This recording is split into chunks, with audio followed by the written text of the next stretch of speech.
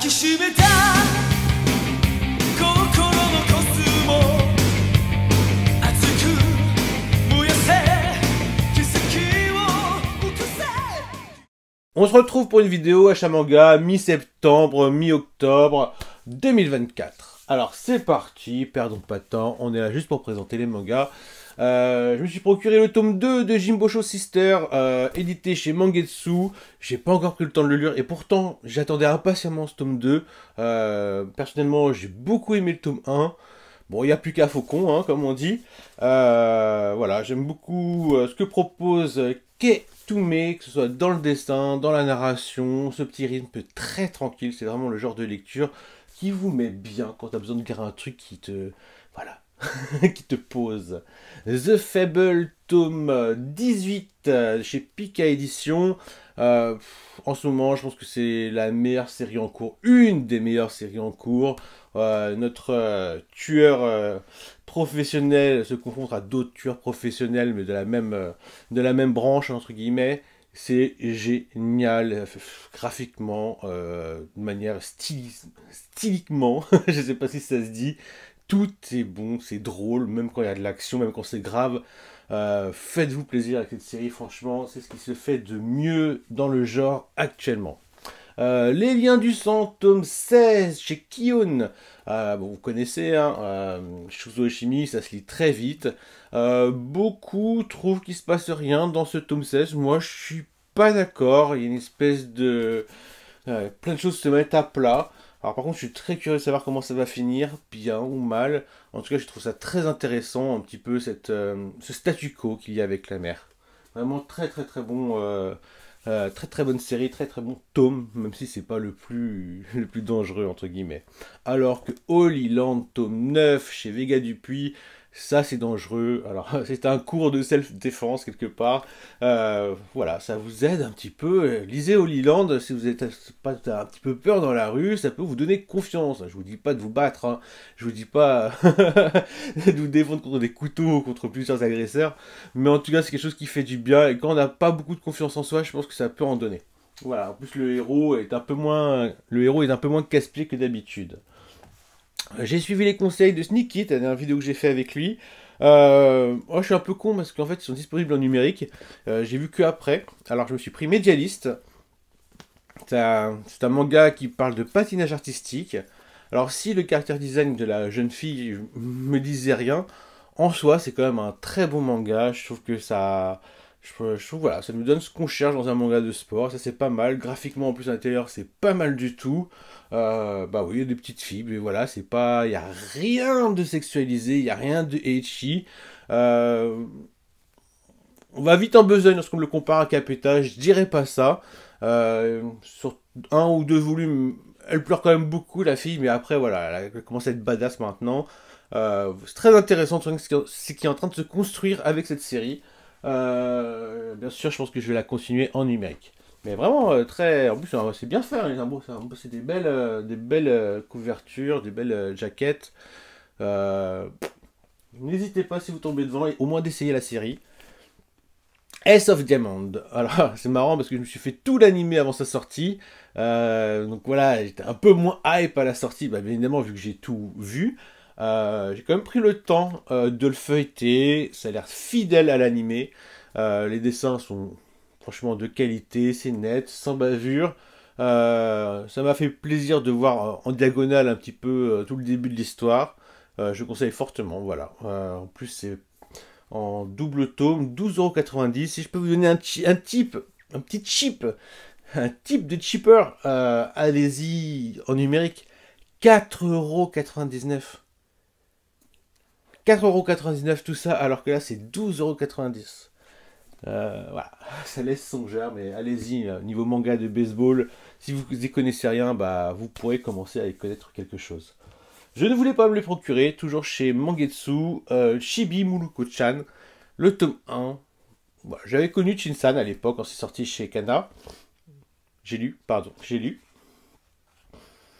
J'avais bien aimé, mais voilà, c'est un truc qui se lit à côté, comme ça. Alors, lorsque je l'ai feuilleté en magasin, je me suis quand même dit que c'était comme un arrêt photo sur l'époque, au Japon.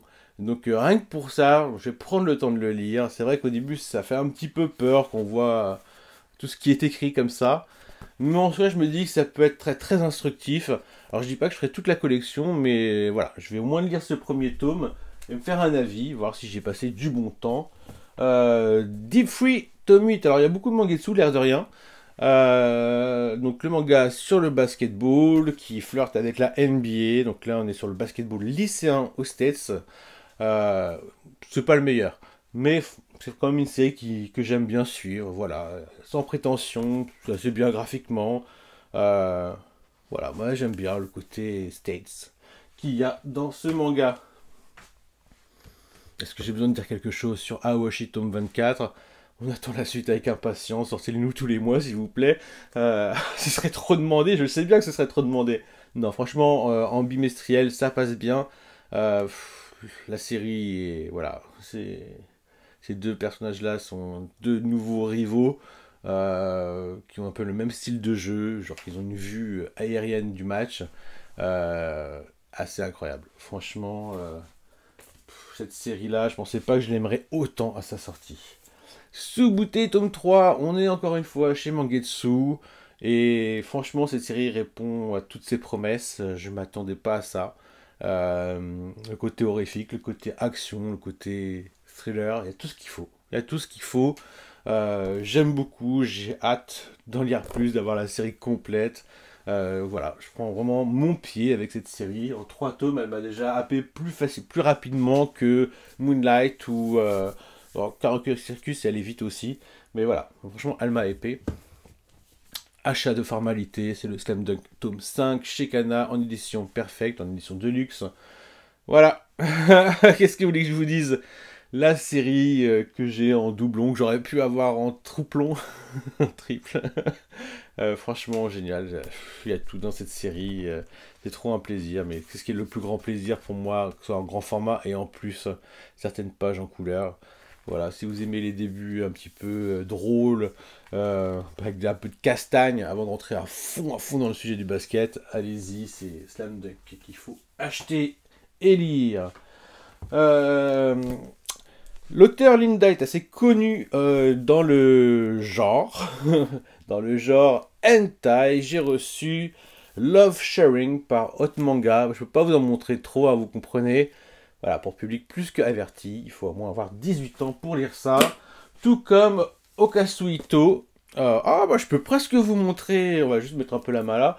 Voilà, donc quand même coupable de viol. Bon, faut bien dire que c'est du divertissement, c'est pas du tout conseillé aux jeunes garçons et aux jeunes filles. Ok. Le petit bébé qui va éteindre mon étagère, qui va la faire tomber par terre. Ça y est, la collection complète de Lone Wolf and Cub, pardon. J'adore cette illustration, c'est peut-être une de mes illustrations préférées. D'ailleurs, c'est ma pp, je crois, sur Discord quand j'utilise. Faites-vous plaisir, c'est pas tous les jours qu'on aura une édition comme ça à 32 euros. Écoutez bien ce que je dis, à 32 euros. À 30 euros. Gundam, j'ai vraiment hésité à l'acheter parce qu'entre mes achats comics et comme vous avez pu voir un achat de Lone of Cub à 32 euros, ça fait mal. Ça fait mal à cause de la dimension. Le produit en soi est très bien. Une très bonne fracture, elle est très bien faite, elle est en tissé. La couverture est très soft, c'est vraiment très agréable. Le papier est glacé. Il n'y a rien à redire. Un petit signet est bien. Je suis obligé de mettre un marque-page de moi-même. Mais sinon, voilà quoi. Vous voyez la différence? Voilà, 32 euros derrière et 30 euros là. Ça fait quand même mal. Alors, je suis en cours de lecture de Gundam. C'est très pour très. Franchement, pour l'instant, ce que j'ai lu, de ce que j'ai vu du film qui était disponible sur Netflix, c'est la même chose. Donc, très content. Très content de découvrir cet auteur et cette série. Fleur de pierre, tome 4. J'ai fini la lecture de tome 1. Je me garde mes cartes sous le pied, j'avoue. Tome 2, tome 3 et tome 4. Et je crois qu'il y a un dernier tome à apparaître, le tome 5. Donc Fleur de pierre, des éditions Revival. C'est vraiment un format BD. C'est pas ce que je trouve de plus beau. Par contre, c'est mon quali au niveau de ce qu'il y a à l'intérieur. Alors ça peut paraître comme ça, beaucoup de ce que je vous ai montré, beaucoup de texte, mais pas du tout. Ça se lit super bien, c'est à propos de la guerre, de la Seconde Guerre mondiale, mais c'est génial l'angle de vue. J'ai hâte de découvrir toutes les ressorts scénaristiques qu'il y a dedans. Donc voilà, effectivement, je pense que... J'aime pas dire ça en général, mais je pense que je vais tout lire quand le cinquième tome va arriver. Et gros coup de gueule, parce que Gundam c'est pas un coup de gueule, hein, c'est juste que c'est dommage. 2,99€, je me suis pas fait trop de mal non plus. Je me suis dit, tiens, il y a des pages couleurs dans One Piece, je les ai tous en numérique, je me dis, bon, allez, ça peut être pas mal quand même dans ce format-là, au pire, j'ai donné à mon gamin.